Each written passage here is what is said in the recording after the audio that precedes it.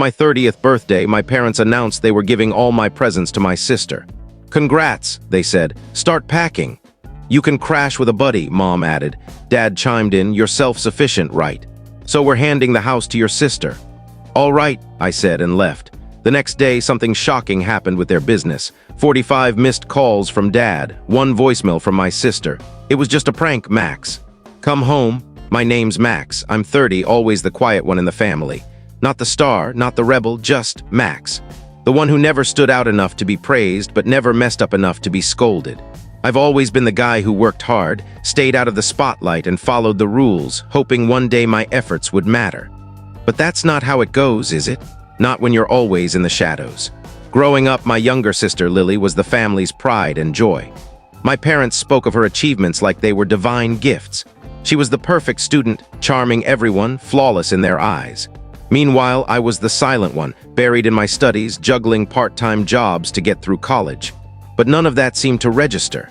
Even at 30, I felt like an outsider in my own family. It wasn't just the lack of recognition, it was the blatant favoritism. Every time I accomplished something, it went unnoticed. But Lily, she could do no wrong, that is, until my 30th birthday. I didn't expect much. A family dinner was enough to feel grateful for. I don't know why I thought it'd be different this time. When I stepped into the living room, it was the same old scene. My parents sat on the sofa, beaming. The table was set, but only one small gift wrapped in silver paper sat there. My stomach twisted. Mom handed the gift to Lily. A sharp pang hit me. "It's from us," she said, smiling wide. Lily ripped open the wrapping like she was expecting something grand. A sleek tablet. The latest model. The kind of gift that screams you're special. I didn't even get a card. "Perfect for you, darling," Dad said, his voice brimming with pride. I sat there, frozen, as they showered Lily with attention. I stared at the floor, trying to bury the hurt. I told myself it was fine. I wasn't one to make a fuss. But deep down, I felt insignificant, invisible. Then came the words that shattered me. "Max, you haven't earned anything yet," Mom said, her tone icy. "Be thankful we even invited you." I tried to brush it off with a weak chuckle, but I couldn't. Not this time, not anymore. I didn't stay for the rest of the evening. I stood, muttered an excuse, and walked out. No argument. No yelling, just quiet. I knew my place in their eyes. I always had, so I left. Not with a scene. Just silently, like I'd always been unseen, but I wasn't prepared for what came next. The next morning, I woke to something unreal. My phone was flooded with 45 missed calls from Dad. 1 voicemail from Lily. "We were just kidding, Max, come back." I didn't know if I was furious, wounded, or just lost. But I wasn't going back. I'd always been the one who didn't fit. As a kid, I was always in the background, watching Lily soak up all the praise. It was never overt. My parents never said, "You're not as good as her." They didn't need to. The subtle glances, the offhand remarks, the way they always seemed prouder of her, it said everything. My childhood was full of moments where I knew I wasn't enough. Like in high school, when I worked tirelessly for decent grades, hoping they'd see my effort. But Lily, she'd get a celebratory dinner for a single A. Meanwhile, I'd get a quick nod for surviving a grueling year while working retail. It wasn't fair, but what could I do? Still, I kept trying. I kept pushing, believing one day they'd see my worth, but it never happened. By 30, I'd carved out my own path. I'd climbed the ranks at a tech firm, earning a solid paycheck, living in a modest but cozy apartment. I was independent. Unlike Lily, who still leaned on our parents, drifting between jobs without direction. Yet somehow she was always the success story. I had my own ambitions, my own life. But to my parents, I was still the quiet, forgettable son. It didn't help that Lily always stole the spotlight. Last year, she landed a promotion at a job where she barely contributed, just smiled her way through meetings. My parents threw her a lavish party. I was invited, of course, but only to avoid looking like they'd excluded me. When I got promoted a month later, silence. No praise, no celebration, nothing. I thought maybe that's just how they were. Maybe they didn't know how to show affection. They were older, out of touch with what it took to make it in the world. But the truth, they didn't care enough to try. I still showed up for family gatherings. Part of me held on to the hope that things might change. That one day they'd see me for who I was, not who they expected me to be. But that night, my 30th birthday, something in me snapped. Watching them fawn over Lily, her gifts, her song, her praise, I felt like I was choking. Then Mom said it, "Max, you haven't earned anything." The words hit like a blow to the chest. And Lily, sitting there with her smug grin, didn't even notice. She basked in their adoration, oblivious to my sacrifices. Then Dad added, "You're independent, right? So we're giving the house to your sister." My world froze. It wasn't just the gifts or the birthday. It wasn't even the house. It was the constant reminder that no matter how hard I worked, I'd always be second best. I wasn't their star, I was just Max, the one who never measured up. But instead of crumbling, I stood. No shouting, no drama, I just left. I wasn't going to stay and let them diminish me anymore. The next day, 45 missed calls from Dad. I couldn't process it. I knew it was them, desperate to reach me. But I wasn't ready. My phone kept buzzing, calls, texts, notifications piling up. Lily's voicemail. "It was a joke, Max, come home." I couldn't respond. I didn't know if I was more angry or heartbroken. I didn't want to return to that house, to the place where I was just a prop.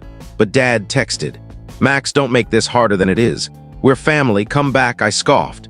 Family. They only called me family when it suited them, when they needed something fixed, or when they wanted to remind me how lucky I was to have a seat at their table. But my achievements, my struggles, invisible. I sat there, phone in hand, my mind racing. I had to decide. I didn't want to go back. But I knew if I didn't, they'd keep pushing, acting like nothing happened, like I should just forget how they treated me. So I did the only thing I could. I packed. Slowly, deliberately, not some frantic emotional packing. No. Each shirt folded carefully, each book stacked neatly. It was like I was boxing up my entire life, every sacrifice, every failed attempt to be seen, into boxes I'd never open again. I didn't tell anyone, I didn't call them. I didn't give them the satisfaction of knowing they'd pushed me this far. I just left, quietly. That was my breaking point. The moment I realized their love wasn't something I could earn, I grabbed my keys and walked away. The weeks that followed were a haze. I didn't hear much from them. A few texts from Mom asking if I was okay, but it wasn't about me. It was about them, how they couldn't believe I'd left, how I was so ungrateful. I threw myself into work, diving into projects, focusing on what mattered. I ignored their calls, their texts. They didn't exist. Then out of nowhere, Lily called, "Max, we need to talk." I ignored it at first, but then her voicemail came. I hit play, bracing myself.